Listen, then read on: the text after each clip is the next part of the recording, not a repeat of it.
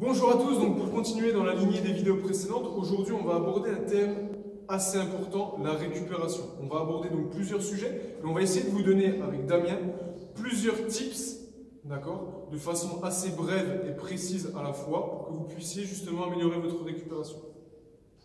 Damien, ça va? Bonjour Adrien. T'es en forme? Ok, donc Damien, selon toi, qu'est-ce qui est le mieux pour récupérer? Toi, qu'est-ce que tu utilises en tant que crossfitter assidu comme moyen de récupération? Alors j'utilise trois choses simples que vous pouvez utiliser. Le sommeil, beaucoup. L'alimentation, je pêche encore un petit peu, mais ça vient petit à petit, on essaye de s'améliorer. Et le troisième, le stretch. Vous avez vu, il y a trois notions importantes à bien retenir. On va essayer de les détailler un tout petit peu.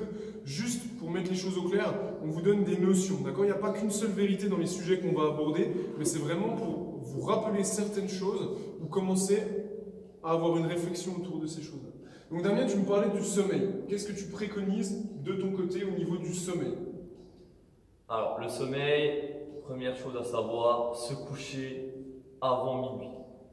On va dire entre 22h30, 23h30 maximum, mais avant minuit les gars. Pour quelle raison, selon toi, il est important de se coucher avant minuit?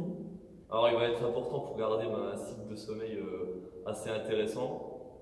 Si vous couchez trop tard, vous allez être fatigué, vous n'aurez même pas peut-être l'envie de vous entraîner. Si vous avez l'envie, vous n'aurez peut-être pas l'énergie, etc. Vraiment Ok. rester sur de la base. Donc si on suit son raisonnement, c'est très important donc, de se coucher, si possible, avant minuit pour avoir vraiment des heures de sommeil réparatrices. Il est vrai que les heures de sommeil avant minuit sont en tout cas meilleures au niveau de l'organisme. Et donc d'avoir entre 6 et 8 heures de sommeil dans une nuit, c'est bien ça? Ouais, après ça dépend des organismes. Il y en a ils peuvent aller jusqu'à 9, il y en a ils ont besoin de 5. C'est assez individuel. Ok, donc n'oubliez pas, c'est très important d'avoir quand même un cycle de sommeil assez rempli. Est-ce que toi, tu utilises des autres choses par rapport au sommeil? Par rapport au sommeil, oui, aucun objet électrique et du noir. Genre je dors dans le noir complet. D'accord, donc Damien dort dans le noir complet, si ça peut vous aider sur certaines choses. Dormir, c'est vrai qu'il est assez difficile de dormir en plein soleil, en pleine journée, c'est pas forcément évident. Est-ce que tu vas utiliser des siestes dans tes journées?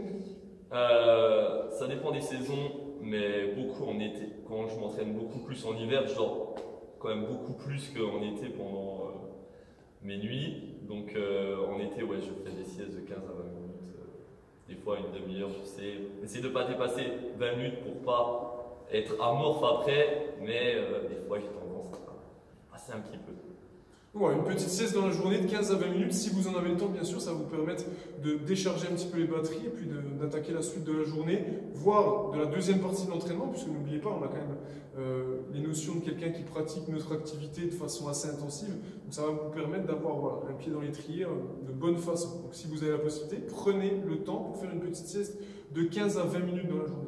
Maintenant, essayez de changer un peu de thème, toi, niveau alimentation, qu'est-ce que tu préconises? D'ordre général pour monsieur et madame tout le monde ou pour les gens qui veulent aller un peu plus loin dans leur crossfit? Alors moi je sais que j'ai du mal avec ça, mais j'ai tend à y aller. C'est manger toutes les 3-4 heures abondamment. J'ai besoin de manger beaucoup pour m'améliorer. J'aurais besoin de vouloir maigrir, j'essaierai de manger léger. Mais toujours, toutes les 3-4 heures, ça va être important, manger régulièrement. C'est vrai que c'est important, ça reste votre carburant. N'oubliez pas d'essayer d'avoir un apport toutes les 3-4 heures, c'est vraiment important. Et puis au niveau de cet apport, toi, comment tu organises ça? Est-ce que tu équilibres un petit peu les choses? Alors moi j'ai beaucoup d'expérience sur ça. Je suis parti de la base, 40% de glucides, 30% de protéines, 30% de lipides. Et j'ai fait des essais. Je marche plus facilement avec les lipides, donc j'augmente les lipides plus facilement et je me sens bien en forme. Il y en a certains qui vont marcher avec les glucides. Donc je vais vous inviter à s'augmenter les glucides, s'augmenter les lipides. Augmenter les glucides, regardez ça marche pas, vous sentez un petit peu fatigué, redescendez-les, augmentez les lipides, regardez ça marche. Normalement il y a un des deux qui marche sur vous, il n'y a pas non plus 36 solutions. Ok, donc n'oubliez pas, 40, 30, 30. 40% de glucides, 30% de lipides et 30% de protéines. Essayez d'augmenter, si vous êtes fatigué, plutôt vos glucides ou plutôt vos lipides. Faites bien un test sur vous-même. Est-ce qu'il y a d'autres choses par rapport à l'alimentation, ou plutôt une qualité de produit ou des choses que tu vas plus utiliser que d'autres? Alors j'essaye de vraiment ne pas manger de produits transformés. Je sais, c'est dur, c'est facile, on va acheter une baguette, etc. Une pizza, on va au magasin, il y a tout est à portée de main, mais vraiment, j'essaye de prendre des produits non transformés ou qui contiennent au moins pas de sucre, le moins d'ingrédients possible. Ouais. Donc retenez bien ça, c'est vraiment important. Il y a vraiment cet aspect quantitatif, mais n'oublions pas que la qualité va être primordiale. C'est comme si vous abordiez l'entraînement sans vous concentrer sur votre technique. Il y a un moment, l'alimentation c'est bien, mais si vous pouvez faire l'effort de manger le moins de produits transformés possible, je pense que votre corps on sera très content et ça va vraiment vous rendre service. Maintenant, il rajoute des merdes et des glucides dans tout ce qui existe. Vous prenez le moins de produits transformés possible. Stretch, c'est ça, tu nous parlais de ça tout à l'heure. Qu'est-ce que tu préconises? Qu'est-ce que tu fais toi au niveau des étirements? Alors là, on a un grand sujet. Alors le stretch, c'est vraiment ma partie préférée, j'en ai abusé longtemps, ça fait vraiment bien, même quand on abuse, ça fait beaucoup de bien pour ne pas sentir de petites douleurs, de petites gênes, etc. Mais ce qu'il faut retenir, hein, vu que vous n'avez pas toute la journée à consacrer à ça, c'est avant, ça va nous servir à gagner de la mobilité, donc à gagner de l'amplitude plutôt pour réaliser les mouvements qu'on a besoin. Okay, si j'ai besoin de faire du squat, je vais me focaliser sur mes hanches, sur mes chevilles. Okay. Si j'ai besoin de faire des dips, je vais me focaliser sur mes épaules. Je ne vais pas me stretcher les chevilles alors que j'ai besoin de faire des dips. Ça n'a aucun intérêt. Donc vraiment essayer de faire des étirements qui nous permettent un gain d'amplitude. Donc là, en fait, si on suit le raisonnement à Damien, pensez au niveau des étirements à les utiliser si vous faites des mouvements qui nécessitent pas mal d'amplitude. En l'occurrence, voilà, je ne sais pas si vous faites des squat clean, des thrusters, des mouvements qui vont demander pas mal de mobilité, des dips, d'accord, où il y a des grands étirements.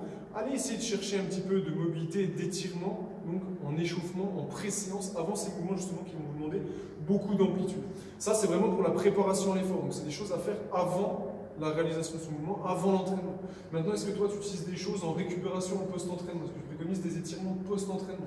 Alors, juste après, vraiment, si vous avez besoin de vous endormir dans pas longtemps, en fait, des étirements longs, mais si... Ça, c'est longtemps après ta séance? Non, ça c'est juste après. Juste si après, par exemple j'irais dormir dans 1 heure pour pas être encore bien réveillé, je m'étirais pendant 5 minutes pour pas lâcher un petit peu le système nerveux, etc. Mais sinon, à moins que j'ai une gêne, des petits étirements de 10 secondes dans ce cas-là, sinon, moi je m'étire. Sinon, donc Damien ne s'étire pas post-training. Il est vrai que donc on dit que post-entraînement, les étirements sont juste là pour réanimer les fibres, mais il y a un grand débat par rapport à ça, notamment certains débats, on ne va pas les citer aujourd'hui parce que c'est juste des tips qui en gros disent que c'est contre-productif, qu'il faudrait même ne pas s'étirer en post-séance. Nous, on vous invite peut-être, si vous voulez gagner en souplesse, à vous étirer quelques heures après, à froid, c'est ça, c'est plutôt ça que tu préconises. Même les jours off, c'est là où ça va être vraiment important. Hein. Vous avez des séances pour devenir plus fort, ok, vous avez des séances pour devenir plus mobile. En tout cas, plus souple. On sait qu'un muscle souple va permettre plein de choses, hein, donc, notamment une bonne production de force, une bonne récupération, pas mal de choses. Okay, des autres choses pour conclure un petit peu ces tips qu'on donne au niveau de la récupération? On a abordé pas mal de sujets. Est-ce que toi, tu as des petites choses à rajouter? Ouais, il y a des praticiens aussi qui sont vraiment très intéressants d'aller consulter, mais bon, ça on en parlera je pense une prochaine fois, puisque l'ostéopathie, tout ce qui peut être saigné, le froid, cryothérapie, etc., même les complexes, tout ce qui est électrostimulation qui permet de récupérer un petit peu. On en parlera une prochaine fois, je pense. Donc c'est vraiment un grand débat. Donc là, on a juste abordé ces 3 sujets-là, on est vraiment resté succinct, il n'y a pas énormément de détails, c'est juste pour faire un petit rappel par rapport vraiment à des choses qui peuvent être importantes dans votre quotidien.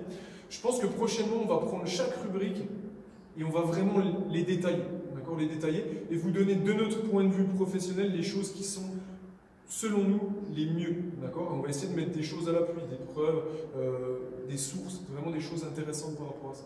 En attendant, j'espère que ça va vous servir. On espère que ça va vous servir et on vous souhaite une bonne continuation. Damien, merci mon grand. Merci. Bye bye.